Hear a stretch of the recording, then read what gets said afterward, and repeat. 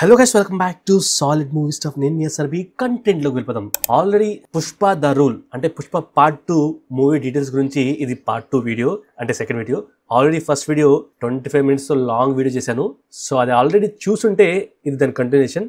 So ఎవరైనా చూడకపోతే patience ఉంటే ఆ వీడియో చూసేయండి. సో డీటెయిలింగ్స్ లోకి వెళ్తే, నెంబర్ 1, పుష్ప అనే కంటైనర్ పడే టైంలో పుష్పరాజ్ ఎందుకు పడిపోయి ఉన్నాడు? అంటే తాగాడా, లేక ఒకేసారి కంటైనర్ పడిపోతే దెబ్బ తగిలి స్పృహ కోల్పోయాడా అనే డౌట్ ఏమైనా వచ్చిందా? Answer is no. ఎందుకంటే జపాన్కి ఇండియాకి టైం డిఫరెన్స్ 3.5 hours ఉంటుంది. ఎగ్జాంపుల్గా చెప్పాలంటే మనకు ఇప్పుడు ఇండియాలో టైం వచ్చేసి మార్నింగ్ 6 AM అయితే జపాన్ వాళ్ళకు సేమ్ డే మార్నింగ్ 9:30 AM అవుతుంది. అంటే 3.5 hours difference. So Yokohama port చుట్టుపక్కల అబ్జర్వ్ చేస్తే అంతా మంచు పడ్డట్లుగా కనిపిస్తుంది. అండ్ ఈ లిఫ్టింగ్ మిషనరీస్ యొక్క షాడోస్ ని చూస్తే లాంగ్ గా ఉంటాయి. సో డెఫినెట్లీ అది మధ్యాహ్నం కాదు. మధ్యాహ్నం అయితే ఆ షాడోస్ షార్ట్ గా అక్కడే ఉంటాయి. అండ్ ఈవినింగ్ కూడా కాదు, ఎందుకంటే ఈవినింగ్ టైంలో ఎక్కడో చాట లైట్స్ వేస్తారు. So it's early morning in Japan. Say 8 అనుకున్నా 9 అనుకున్నా దానికంటే ఒక 3.5 hours వెనక్కు అనుకుంటే అది మన ఇండియన్ టైం. అంటే జపాన్ లో 8 AM కి 3.5 hours వెనక్కు వెళ్తే అది 4:30 AM ఇన్ ఇండియా. అంటే ఇండియన్ టైం ప్రకారం తెల్లవారుజామున 4:30 గంటలైనట్లు. ఆర్ జపాన్ లో 9 AM అయితే ఇండియాలో 5:30 AM, జపాన్ లో 10 AM అయితే ఇండియాలో సేమ్ డే 6:30 AM మార్నింగ్ అయినట్లుగా అర్థం. అలా 3.5 hours డిఫరెన్స్ ఉంటుంది. ఇన్ కేస్ ఆ షిప్ జపాన్ కి మార్నింగ్ వస్తే, సే 10 AM కి జపాన్ టైం ప్రకారం వస్తే ఇండియాలో సేమ్ డే పొద్దున్నే 6:30 AM అయినట్టు. సో పుష్ప క్యాలెండర్ తీసుకొచ్చాడు, ఫోన్ అండ్ వాచెస్ వదిలేసి వచ్చాడు. ఎందుకంటే కూలర్గా వెళ్దాం అనుకున్నాడు, అలాగే వెళ్ళాడు. బట్ వెంట రేడియో ఉంది కాబట్టి అందులో టైం చెప్తారు. సో మన ఇండియా టైం ప్రకారం నైట్ అయితే ఖచ్చితంగా నిద్ర వస్తుంది. అదొక human cycle. So Pushparaj Japan వచ్చే టైంకి ఇండియా టైం ప్రకారం ఆ కంటైనర్ లో నిద్రపోతా ఉంటాడు. సో ఆ కంటైనర్ పడిపోయినప్పుడు మంచి గాఢ నిద్రలో ఉన్నాడు. అందుకే వాడు కాలుతో తాడు కట్టి ఎత్తగలిగాడు, లేకపోతే అస్సలు తగ్గేదిలే. అండ్ నిద్రమత్తు మెల్లిగా వదిలే కొద్దీ వాళ్ళ కాన్వర్సేషన్ ఆల్మోస్ట్ అయిపోయి కంటైనర్ మీద ఉన్న పేరు చూసి పుష్ప అనగానే నిద్ర లెగుస్తాడు అండ్ కాలు మీద కాలు వేస్తాడు. అంటే నేనే అని కన్ఫర్మ్ చేయడానికి. అండ్ ఇక్కడ సుకుమార్ గారు నెక్స్ట్ లెవెల్ థింకింగ్ కి మెచ్చుకోవచ్చు. అక్కడికి షిప్ మార్నింగ్ వెళ్తే ఆ టైంలో పుష్ప కంటైనర్ లో ఏం చేస్తాడు? నిద్రపోతూ ఉంటాడు. ఎందుకంటే ఆ టైంలో చాలా మంది మన ఇండియన్స్ కి నిద్రపోయే టైం. అందరూ కాదు, చాలా వరకు. అండ్ ఆల్సో తన వైఫ్ ప్రెగ్నెంట్ గా ఉంది కాబట్టి ఈ ఫ్యూ మంత్స్ పుష్ప తన వైఫ్ తో పాటు లేట్ గా నిద్ర లెగుస్తూ ఉంటాడు. అది మనకు మూవీలో చూపిస్తారు. సో షిప్ లో ఖాళీగా ఉండే పుష్పరాజ్ బోర్ కొడితే జపనీస్ నేర్చుకుని ఏం చేస్తాడు? తిని తొంగుంటాడు. అండ్ మిడ్ నైట్ వరకు మేల్కొని ఉన్న మిడ్ నైట్ తర్వాత ఆటోమేటిక్ గా నిద్ర వస్తుంది. సో అదే కంటైనర్ లో చేస్తూ ఉంటాడు పుష్పరాజ్. ఏంటి, గుడ్డు పోయిందా, నిద్రపోయాడా? ఎవరన్నా అడిగితే అవునవును నిజంగానే కంటైనర్ లో నిద్రపోయాడు, అందుకని నిద్రమత్తులో అలాగే వేలాడతాడు, కదలకుండా ఉంటాడు. యాక్చువల్ గా గాల్లో కూడా నిద్రపోతూ ఉంటాడు తను. సో నిద్ర లేగడానికి బద్ధకంగా ఉంటాడు. అండ్ ఎప్పుడైతే పేరు పిలుస్తారో కాలు మీద కాలు వేసుకుంటాడు. నెంబర్ 2, జాగ్రత్తగా ప్రతిదీ డీటెయిల్ గా చూసుకునే మన లెక్కల మాస్టర్ గారు ఇక్కడ చిన్న మిస్టేక్ చేశారు. అదే ఈ మార్క్ చేసిన కంటైనర్ లో పుష్పరాజ్ ఉన్నాడు అని క్లియర్ గా మనకు చూపించారు. అయితే ఆ కంటైనర్ డోర్స్ మీద ప్లెయిన్ గా ఏమీ రాసలేదు. బట్ జపాన్ వెళ్లే లోపు దాని మీద కంటైనర్ గ్రాస్ వెయిట్ ఎంత ఉండాలి, అది యా కంటైనర్ అని క్లియర్ గా దాని మీద రాస్తుంది. సో దాని గురించి మనం మన ప్రీవియస్ వీడియోలో లెక్కలు చెప్పుకున్నట్లుగా డీటెయిల్ గా ఫస్ట్ డీటెయిల్ లోనే మాట్లాడుకున్నాం. ఎందుకని ఇక్కడ రాయలేదు అంటే జపాన్ లో అవి రియల్ కంటైనర్స్ అండ్ పుష్ప లోపల ఉన్నాడని చూపించే సీన్స్ లో కూడా అవి రియల్ కంటైనర్స్ లోనే తీశారు. బట్ వేరాస్ ఇక్కడ కెమెరా జూమ్ అవుట్ అవుతూ బయటకు రాగానే అక్కడ యానిమేషన్ తో చేసిన కంటైనర్స్ ని చూపిస్తారు. అండ్ అదంతా విఎఫ్ఎక్స్. అండ్ ఆ విఎఫ్ఎక్స్ ఆర్టిస్ట్ ఎవరో ఆ డీటెయిల్ ని మర్చిపోయారు. అండ్ మన సార్వాడే కూడా చూడలేదు. Number 3, luck factor for Pushpa. Pushpa loaded pistol తో జాలెడ్ గాడికి పోయాడని మనకు రీలోడెడ్ వర్షన్ లో చూపించారు. దుడ్డు తీసుకోమంటే గన్ తీసుకుని లెగిసి మరీ కాలుద్దాం అనుకుంటే ఆ టైంలోనే తన కాలు వల్ల మిస్ అవుతుంది. లేకపోతే పుష్ప పోయి కూర్చుండేవాడు. సో ఇక్కడ పుష్పయే జెన్యున్ గా అక్కడ నిలబడ్డాడు. కాల్చినా పర్లేదని అక్కడే నుంచున్నాడు. బట్ వన్స్ కాల్చిన తర్వాత ఛాన్స్ ఇచ్చేది ఒక్కసారి అని పడిపోయిన జాలరెడ్డిని లేపే ముందు ఫస్ట్ పడిపోయిన గన్ ని ఎత్తుకుంటాడు. సరే అదంతా ఈ పార్ట్ లో మనం చూసాం. మరి ఫస్ట్ పార్ట్ లో కొండారెడ్డి చంపబోతూ కొండారెడ్డి సస్తాడు అండ్ పుష్పకు బుల్లెట్ కొద్దిగా మిస్ అవుతుంది. అది కూడా బుల్లెట్ కాల్చింది మంగళశ్రీని యొక్క బామర్ది. అఫ్ కోర్స్ అదంతా సుకుమార్ గారే రాసుకున్నదే. బట్ ఆ క్యారెక్టర్ ని ఎప్పుడు చంపే అవకాశం దొరికినా అక్కడ పుష్ప కొద్దిగా మిస్ అవుతున్నాడు, లక్ తన వైపు ఉంటుంది అని మనకు డైరెక్టర్ గారు హింటిస్తున్నారు. దానివల్ల నెక్స్ట్ టైం మళ్ళీ పుష్పరాజ్ ని చంపే అవకాశం మూవీలో ఎవరికైనా వస్తే అక్కడ కూడా లక్ ఫ్యాక్టర్ తో పుష్పరాజ్ బయటపడొచ్చు, లేదా ఆ క్యారెక్టర్ ని చంపేయచ్చు. అంటే చంపేస్తే స్టోరీ ఎండ్ అయిపోతుంది. బట్ ఆ ఎండింగ్ కూడా నెక్స్ట్ లెవెల్ థాట్ లో పెడతారు, లేదా అక్కడ కూడా లక్ ఫ్యాక్టర్ ని యాడ్ చేస్తారు. సో ఇప్పుడు ఈ డీటెయిల్ ని తెలుసుకున్నారుగా. సో పార్ట్ 3 లో ఏం జరుగుతుంది అనేది అది వచ్చినప్పుడు మాట్లాడుకుందాం. బట్ ఒక్క విషయం, ఫస్ట్ పార్ట్ లో నా చావును కనుక ఆ సామి ఆపితే టాప్ లో పోయి కూర్చుంటా అంటాడు. అఫ్ కోర్స్ సిండికేట్ కి హెడ్ అవుతాడు. అండ్ అలాగే జాలరెడ్డి గారు కూడా మిస్ అవుతుంది. సో డైరెక్టర్ గారు పుష్ప అనేటోడికి లక్ ఫ్యాక్టర్ ఉంటుంది, మరణగండం మిస్ అయిన ప్రతిసారి he is on the next level అని చూపిస్తున్నారు. సో ఫస్ట్ పార్ట్ లో కొండారెడ్డి గారు మిస్ అయితే సిండికేట్ హెడ్ అయ్యాడు. సెకండ్ టైం జాలరెడ్డి గారు మిస్ అయ్యాడు, దెన్ సీఎం ని మార్చేశాడు, స్టేట్ కి అన్అఫిషియల్ గా కింగ్ అవుతాడు. అఫ్ కోర్స్ అది ముందు నుండి ఉన్న ప్లానే. అండ్ థర్డ్ టైం వచ్చేసి ద ర్యాంపేజ్ లో అంటే పార్ట్ 3 లో పోలీస్ ఎన్కౌంటర్ నుండి మిస్ అయ్యాడని మనకు ఆల్రెడీ టీజర్ లో చూపించారు. సో ఈసారి ఏం చేస్తాడు, ఏం చేయగలడు అనేది వెయిటింగ్. సో అక్కడ ఏం జరుగుతుంది అనేది మీకు నా డేస్ కామెంట్ చేయండి, ఏం చేస్తాడో అని. నెంబర్ 4, పుష్ప సీఎం ని ఫోటో అడిగిన మంత్ అండ్ ఇయర్ వచ్చేసి ఏప్రిల్ 2003. అండ్ సీఎం గారు ఇంటికి భోజనానికి వస్తారు అని చెప్పిన డేట్ వచ్చేసి 24 జులై అని పుష్పరాజే చెప్తాడు. అండ్ ఆ ఇయర్ 2003 అని మనకు క్లియర్ గా ఐడియా ఉంది. అండ్ తన ఇంటాయన్ని టీవీలో చూసిన సంతోషంలో ఆ రోజు భోజనాలు పెడదాం అత్తమ్మా అని శ్రీవల్లి చెప్తూ April and May month pages ని ఆ క్యాలెండర్ లోకి పైకి లేపి జూన్ మంత్ లో 24 డేట్ ని మార్చేస్తుంది, జులై 24 బదులుగా. అసలు అది కరెక్టేనా అని క్రాస్ చెక్ చేయడానికి 2003 క్యాలెండర్ జూన్ మంత్ ని మన పీసీలో ఓపెన్ చేసి శ్రీవల్లి చేతిలో ఉన్న క్యాలెండర్ లోని డేట్ ని అండ్ డే ని చెక్ చేస్తే పర్ఫెక్ట్ గా జూన్ మంత్ మ్యాచ్ అవుతుంది. అంటే 2003లో జూన్ మంత్ లో 24th డేట్ వచ్చేసి మంగళవారం అంటే ట్యూస్డే. అండ్ నా పీసీలో కూడా సేమ్ డేట్ ఏ రోజు వచ్చింది అని చెక్ చేస్తే మంగళవారమే. సో క్యాలెండర్ లో డేట్, మంత్, ఇయర్ అంత పర్ఫెక్ట్ గా మ్యాచ్ అవుతుంది. సో దీన్ని బట్టి శ్రీవల్లి ఆత్రంలో ఆ డేట్ ని తప్పు మార్క్ చేసుకుని ఉంటుంది, ఆర్ మన డైరెక్టర్ గారు చూసుకుని ఉండకపోవచ్చు. బట్ మూవీలోని exact time line with date and year మనకు క్లియర్ గా తెలిసింది. బట్ ప్రీవియస్ వీడియోలో 4 ని బట్టి 2003 సెప్టెంబర్ 2004 అనుకున్నాంగా. బట్ మూవీలోని సీఎం తో ఫోటో సీన్ నుండి సీఎం మారి కొత్త సీఎం రావడం, ఆ జపాన్ ఫైట్స్ ఎక్సెట్రా అవన్నీ 2003 ఏప్రిల్ నుండి స్టార్ట్ అయ్యి 2003 జూలై 24 కల్లా కంప్లీట్ అవుతాయి. దెన్ కొత్త సీఎం జూలై 24న శ్రీవల్లి పుట్టినరోజున ఇంటికి భోజనానికి వస్తారు. నెంబర్ 5, పుష్ప ద రైజ్ లో కొండారెడ్డి పోయిన తర్వాత సిండికేట్ మీటింగ్ టైంలో ఎంపీ గారికి పుష్పరాజ్ ఎవరెవరి పేర్లు చెప్తాడో వాళ్ళు ఈ పార్ట్ 2 ద రూల్ లో ప్రాణం పోసుకుని ముందుకు వస్తారు. లైక్ పార్ట్ 1 లో చెన్నై మురుగేషన్, కలకత్తాలో చటర్జీని, ముంబైలో సింగ్ ని, ఢిల్లీలో అగర్వాల్ ని, ఇట్లాంటి అందరినీ కూడా లైన్ లో పెట్టున్నా నేను అని అంటాడు పుష్పరాజ్. సో ఇప్పుడు హమీద్ భాయ్ మాల్దీవ్స్ లో ఫస్ట్ చెన్నై మురుగేషన్ కి, తర్వాత ఢిల్లీలోని అగర్వాల్ కి ఫోన్ చేస్తాడు. అండ్ ఆ తర్వాత దాదాకి ఫోన్ చేస్తాడు, అంటే కలకత్తాలో ఉండే చటర్జీకి. సో వెస్ట్ బెంగాల్ స్టేట్ లోనే ఎక్కువగా దాదా అని పిలుస్తారు. అంటే చూడాలనుంది మూవీలో కూడా మన మెగాస్టార్ గారిని కూడా దాదా అని పిలుస్తారు. సో దాదా అంటే భాయ్, అన్న అని అర్థం వస్తుంది. అండ్ తను చెప్పిన పేర్లలో ముంబైలోని సింగ్ అనేవాడు మిస్సింగ్. మేబీ తనే పుష్పకి హమీద్ భాయ్ గురించి చెప్పుండొచ్చేమో. ఎందుకని అలా చెప్తున్నాను అంటే అందరినీ చూపించారు, సింగ్ ని చూపించలేదు.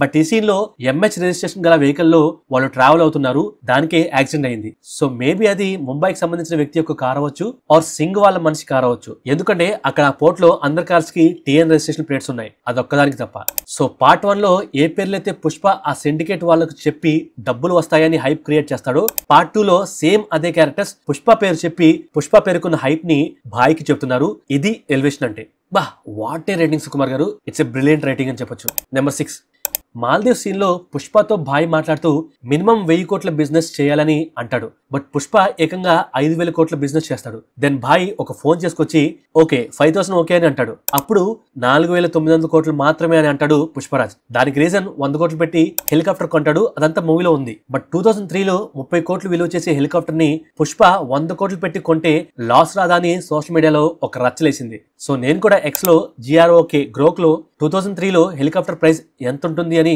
అడిగాను. సో దానికి ఆన్సర్ గా 30 కోట్ల నుండి 68 కోట్ల వరకు ఉంటుందంట. సో మన హెలికాప్టర్ మీద GMCSG అని లెటర్స్ ఉన్నాయి, అది నెంబర్ ప్లేట్ మాదిరి అంట. అండ్ అది కూడా 2014లో తయారైందంట. సో 2003 మోడల్ హెలికాప్టర్ ఇప్పుడు సినిమా కోసం డీటెయిల్ కోసం యూజ్ చేస్తే పోతారు, ఎక్కిన వాళ్ళందరూ పోతారు. సో పుష్ప 30 కోట్ల హెలికాప్టర్ ని 100 కోట్లు పెట్టుకుని ఎట్టాగైనా ఇంటికి దానిలోనే పోదామని అనుకుంటాడు. సో ఐదర్ పుష్ప తను ఎట్టాగైనా సరే ఒమ్ని వ్యాన్ లోనే వెళ్ళాలని మొండి పట్టుపట్టి దాన్ని కొని దాంట్లోనే ఇంటికి వెళ్తాడుగా. సో అది మనకు ఫస్ట్ పార్ట్ లో కనిపిస్తుంది. సో జస్ట్ 5 లక్షల బిజినెస్ లో వస్తేనే అప్పుడే డబ్బులు లెక్చేయడు, ఇప్పుడు ఏకంగా 5000 కోట్ల బిజినెస్ చేశాడు. సో ఆ హెలికాప్టర్ 30 కోట్లవని 3 కోట్లవని తనకు కావాల్సింది ఆ హెలికాప్టర్ లోనే వెళ్ళడం, నాకు అదే కావాలని. సో అది కొనేద్దాం అనుకుంటాడు, అదే కొంటాడు. అండ్ ఆల్సో సో స్టార్టింగ్ లో హమీద్ భాయ్ టెంపోలో వచ్చారని ఎటకారంగా మాట్లాడతాడు. సో దాన్ని తిప్పికొట్టడం కోసం కూడా నా స్టాండర్డ్ ఇది అని చెప్పడం కోసం ఇదే హెలికాప్టర్ కొని అందులోనే వెళ్ళాలని అనుకుంటాడు. ఎందుకంటే ఆ హెలికాప్టర్ లో వీళ్ళు వెళ్తే డెఫినెట్ గా వాళ్ళు టెంపోలో వెళ్లాల్సి వస్తుంది కాబట్టి, ఆర్ డెఫినెట్లీ హెలికాప్టర్ లో అయితే వెళ్లరు కాబట్టి. సో దాని గురించే అది సెకండ్ హ్యాండా, రేటు తక్కువ అనేది ఆలోచించలేదు, దుడ్డు గురించి అస్సలు ఆలోచించలేదు. అండ్ ఆల్సో డీల్ చేసినందుకు మేబీ భాయ్కి పుష్పరాజ్ 70 కోట్లు టిప్ గా ఇచ్చాడేమో, ఇలా కూడా అనుకోవచ్చు. నెంబర్ 7, ఈ సిండికేట్ మెంబర్ బార్ లో ఉన్నాడు and there back side zoom చేసి చూస్తే మన సూపర్ స్టార్ మహేష్ బాబు గారి నిజం మూవీ పోస్టర్ చూడొచ్చు. ఆ మూవీ 65 డేస్ ఆడింది అని ఆ పోస్టర్ లో చూపిస్తున్నారు. బట్ మూవీ వచ్చేసి 2003 మే 23 రిలీజ్ అయింది. బట్ లెక్కేస్తే మే 23 నుండి 65 డేస్ అంటే జూలై 24 డేట్ ని దాటి చూపిస్తుంది. సో జూలై 24 డేట్ లోపు సీఎం ప్రమాణ స్వీకారం కూడా అయిపోతుంది. బట్ మూవీలో 65 రోజు పోస్టర్ వేశారు. సో మూవీలో టైం లైన్ కరెక్ట్ గానే పట్టుకున్నారు. బట్ నిజం మూవీ రిలీజ్ డేట్ ని and number of days poster ని మ్యాచ్ చేయలేదు. బట్ ఇయర్ ని మాత్రం ఎగ్జాక్ట్లీ పర్ఫెక్ట్ గా ఫాలో అవుతున్నారు. సో ఈ మూవీ అంతా 2003లోనే జరుగుతుంది. నెంబర్ 8, పుష్ప అడ్డాకాడ పైన కాపలాగా కొంతమందిని పెట్టి వాళ్ళకు గన్స్ ఇచ్చి అండ్ ఆల్సో బైనాకులర్స్ ఇచ్చి కాపలా కాయిస్తున్నాడు. ఎందుకంటే ఆ ఏరియాలోకి ఎవరన్నా వస్తున్నారా అని చూడడానికి. అండ్ వాళ్ళు రెగ్యులర్ గా ప్రతి మినిట్ చెక్ చేస్తూనే ఉంటారు. అండ్ ఆల్సో మనకి అడ్డాకాడ ఒక ఎత్తైన చెట్టు, దాని చుట్టూ ఈ ఎర్రచందనం దొంగలు అమర్చినట్లుగా చూపిస్తున్నారు. సో దానిపైన ఆ దొంగల మీద పుష్పరాజ్ ఉంటాడు. సో తను ఆ పైకి ఎలా వెళ్ళాడు అనడానికి అక్కడ మెట్లు కూడా ఉండవు. సర్టెన్ హైట్ వరకు నిచ్చెన యూజ్ చేస్తారు. బట్ దానికంటే హైట్ లో అండ్ ఆ దొంగల్ని అంత ఎత్తులో ఎలా పేర్చారు అనేది ఇక్కడ ఈ సీన్ లో చూపిస్తున్నారు. అండ్ పుష్పరాజ్ కూడా సేమ్ అలాగే పైకి ఎక్కుతున్నాడు. సో క్రెయిన్ ని యూజ్ చేసి ఆ స్టాక్ ని అలా పేరుస్తున్నారు. అండ్ నెక్స్ట్, ఇది డీటెయిల్ కాదు, ట్రైలర్ బ్రేక్ డౌన్ లో ఈ సీన్ గురించి అది ఇది అని చాలా మంది మాట్లాడారు. నేను కూడా ఆ సీన్ గురించి ఒక గెస్ చేసి రాసుకొని మళ్ళీ అది కాదేమోలే అని వీడియో ఎడిటింగ్ లో కట్ చేశాను. దాని సినిమా చూసి థియేటర్ నుండి బయటికి రాగానే దాని గురించి ఆలోచించగానే నా వరకు చిన్న కామెడీ కాదు ఈ సీన్. ఓర్ని ఈ సీన్ బిచ్చారెడ్డి కోసమా అని. నెంబర్ 9, హై క్లాస్ లపాకి కూడా ఒక లక్షిస్తే బట్టలు ఇప్పేస్తుంది అని బన్వర్ సింగ్ ఎంపీ గారితో అంటాడు. కానీ నేను బట్టలు విప్పితే 10 కోట్లు ఇస్తారా, నేను పెద్ద లపాకిని, చాలా పెద్ద లపాకి అని అంటాడు. దెన్ అదే వర్డ్స్ ని యూజ్ చేసి బీజిఎం చేశారు. లైక్ శ్రీలంక ఎపిసోడ్ లో హెలికాప్టర్ దగ్గర బైనాకులర్స్ తో వీళ్ళు పుష్పరాజ్ ని చూసినప్పుడు పారా లపకి లపకి లపకి లపకి అని ఆ బీజిఎం ఉంటుంది. సో ఇక్కడ ఆ బీజిఎం వేస్తే కాపరేట్ వస్తుందని ప్లే చేయలేదు. ఒక్కసారి మన ఇన్స్టాగ్రామ్ లో రీల్స్ సెక్షన్ లో చూడండి, అక్కడ వీడియో పెడతాను. నెంబర్ 10, ఈ సీన్ లో వచ్చే రారా అన్న అందగడ సాంగ్ యొక్క ఒరిజినల్ వాయిస్ తండే. ఆమె ఆ పాట పాడారు. సో ఆమె పేరు లక్ష్మీదేవి గారు. సో బయట ఆ సాంగ్ చాలా బాగుంటుంది, ఒకసారి పూర్తిగా సాంగ్ వినండి. నెంబర్ 11, ఈ సీన్ లో హమీద్ భాయ్ యాక్సిడెంట్ తర్వాత బన్వర్ సింగ్ ఏమో 100 కోట్లు ఇస్తే నేనే చెప్పేస్తా అని అంటూ ఈ డైలాగ్స్ చెప్తాడు. పుష్ప నా చేత కూడా చెప్పిస్తాడు అనే ఈ డైలాగ్స్ కి లిప్సింగ్ కుదరదు. అక్కడ డైలాగ్స్ ఫస్ట్ వస్తాయి అండ్ వీడియో తర్వాత ప్లే అవుతుంది. ఇది చిన్న మిస్టేకే, బట్ యాడ్ చేసింది జస్ట్ 20 మినిట్స్ స్టఫే కదా. సో ఆ 20 మినిట్స్ కూడా సరిగ్గా డబ్బింగ్ ఉందా లేదా అని చూసుకోవాలిగా. ఆర్ కావాలనే దీని గురించి మాట్లాడతారని అలా పెట్టారా? అంటే ఈ టైప్ లో కూడా బస్ క్రియేట్ చేయాలన్నా? అంటే పుష్ప లాంటి బిగ్ మూవీస్ లో డీటెయిలింగ్స్ మిస్ అయితే సినిమాటిక్ లిబర్టీ ఆర్ మిస్టేక్స్ చిన్నవేగా ప్రతి మూవీలో జరిగేదే కదా అని మర్చిపోతారన్నా? బట్ సెన్సేషన్ కలెక్షన్ వచ్చిన తర్వాత కూడా 20 మినిట్స్ యాడ్ చేస్తున్నారు. సో ఓవరాల్ గా మూవీలో చూడకపోయినా యాడ్ చేసిన 20 మినిట్స్ చూసిన డబ్బింగ్ మిస్టేక్స్ ఉండవు కదా, ఐ మీన్ కరెక్షన్స్. సో దీన్ని బట్టి ఆల్రెడీ కలెక్షన్స్ గట్టిగానే వచ్చేసాయి. ఎవడు పట్టించుకుంటాడని లైట్ తీసుకుని ఉండొచ్చు. బట్ పుష్ప నెట్ఫ్లిక్స్ లో గ్లోబల్ లెవెల్లో హల్చల్ చేస్తుంది. సో మినిమం గా ఎడిటింగ్ లో మిస్టేక్స్ ఉండకూడదు కదా. నెంబర్ 12, పుష్ప వాళ్ళ అన్న కూతుర్ని కిడ్నాప్ చేసిన తర్వాత ఆ కిడ్నాపర్ ఫోన్ చేయగానే కేశవ్ మాట్లాడుతూ ఈ టెంట్ లో నుండి బయటకు వస్తాడు. సో ఆ టెంట్ లో పోలీస్ వారి సహాయంతో కాల్స్ ఏదన్నా వస్తే ట్రాక్ చేయడం కోసం ఒక పోలీస్ టీం డెడికేషన్ గా వర్క్ చేస్తూ ఉంటుంది. అయితే ఇతని కాల్ ని రికార్డ్ చేయమని చెప్తా ఉంటాడు. సో ఇతని పేరు వచ్చేసి మూవీలో చిన్ని కృష్ణ. మూవీ స్టార్టింగ్ లో పుష్ప గాడి రూల్ అని పుష్ప చెప్పగానే ముందుగా రెస్పాండ్ అయ్యి ఆ పర్సనే పుష్ప కావాల్సిన పర్సన్ ని రిలీజ్ చేస్తాడు. సో రెసిగ్నేషన్ ఇచ్చిన తర్వాత కూడా పుష్ప కోసం వర్క్ చేయడానికి వచ్చి ఉంటాడు. ఎందుకంటే ఫోటో టైంలో కిసిక్ అని ఆ ఫోటోగ్రాఫర్ అబద్ధం చెప్పినట్లుగా పోలీస్ స్టేషన్ లో సీఐని కాదని సీఐని లెక్క చేయకుండా ఓన్ డెసిషన్ తో కీస్ తీసుకుని లాక్ ఓపెన్ చేస్తాడు. సో అలాంటి వాళ్ళను పుష్ప పక్కనే పెట్టుకుంటాడు. సో అందుకనే తను కూడా అక్కడ ఉన్నాడు. అండ్ ఆల్సో కేశవ్ కూడా అతన్ని నమ్ముతాడు. నెంబర్ 13, క్లైమాక్స్ ఫైట్ లో ఒకతను వచ్చి అమ్మో పుష్పాని అని హైప్ ఇచ్చి పార్ట్ 1 మంగళ శ్రీను వాళ్ళ బామ్మది గురించి మాట్లాడతాడు. ఆ తూరు పుష్ప మామూలుగా లేడు, కాళ్ళు చేతులు కాదు ఊపిరున్నా మన ఊపిరి తీసేస్తాడని చెప్తా ఉంటాడు. సో ఇతను నిజంగానే పార్ట్ 1 లో ఆ ఫైట్ లో ఉండడా అని విగరస్ గా వెతికితే, అంటే పార్ట్ 1 లో వెతికితే ఉండడబ్బా. ఇక్కడ ఈ సీన్స్ లో సన్నగా ఉంటాడు కానీ గెడ్డం సేమ్ అలాగే ఉంటుంది.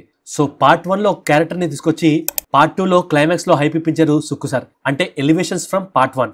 అండ్ అదే కాదు, పార్ట్ 1 నుండి కొన్ని సిమిలారిటీస్ ఈ పార్ట్ 2 లో కూడా పెట్టారు. లైక్ అక్కడ కాళ్ళు కట్టేస్తే ఇక్కడ కాళ్ళు చేతులు కూడా. అండ్ అక్కడ ఇలా పాకుతూ పుష్ప వెళ్తాడు. అండ్ ఇక్కడ కూడా గొంగళ పురుగు లాగా వెళ్తూ ఉంటాడు. సో పార్ట్ 1 లో కొంత ఉంటే దాన్ని తీసుకొచ్చి పార్ట్ 2 లో కొద్దిగా ఎక్స్ట్రాగా యాడ్ చేసి ఇక్కడ దింపారు. అది మూవీలో కంప్లీట్ గా వర్కౌట్ అయింది. అంటే కొన్ని climax scenes over the board ఉంటాయి.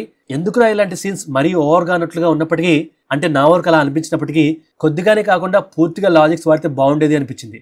అందులో కొన్ని మూవ్స్ పాసిబులే, దూకొచ్చు, బట్ కొన్ని ఇంపాసిబుల్. అండ్ మెయిన్లీ సుకుమార్ గారి చిన్న చిన్న డీటెయిల్స్ బాగా డిజైన్ చేశారు. లైక్ కాళ్లకున్న చేతులకున్న తాడు తెగగానే అందరూ భయపడి పారిపోతూ ఉంటే బుగ్గారెడ్డి అక్కడే ఒక సెకండ్ షాక్ లో నిలబడి దాని వాళ్ళ గ్యాంగ్ పారిపోతుంది అని చూసి ఇక్కడ పారిపోవాలి కదా అని వాళ్ళతో కలిసి పారిపోతాడు.